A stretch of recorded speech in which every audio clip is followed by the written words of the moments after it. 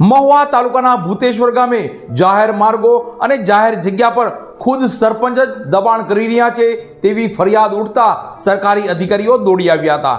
સરકારી અધિકારી દ્વારા સ્થળ તપાસ પણ કરવામાં આવી હતી અને દબાણ કરેલી જગ્યાઓ ભાડે પણ અપાય છે તેવા પણ સમાચાર પ્રાપ્ત થઈ રહ્યા છે।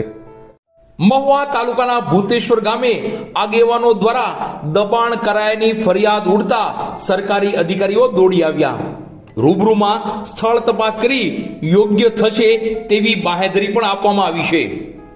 આ બાબતે વિગત જોઈએ તો મહુવા તાલુકાના ભૂતેશ્વર ગામે ગામના જ આગેવાન એવા સરપંચ શ્રી દ્વારા ભૂતેશ્વરથી વાઘનગર ગામે જવાના રસ્તા પર કોઈ પણ જાતની મંજૂરી કે સરકારશ્રીની પરવાનગી વગર જાહેર રસ્તા પર 10 ફૂટનું દબાણ કરેલ છે।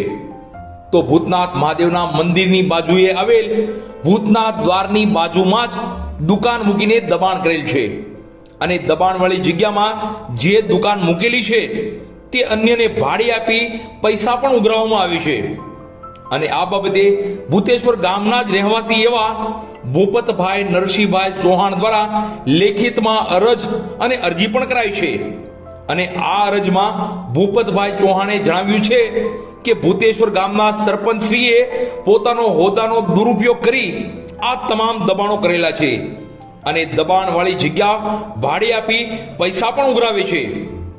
વધુમાં ભૂપતભાઈ ચૌહાણે દબાણ બાબતે તાલુકા વિકાસ અધિકારી મહુવા, પ્રાંત અધિકારી મહુવા અને જિલ્લા કલેક્ટર સાહેબશ્રીને લેખિતમાં અરજી પણ કરેલી છે।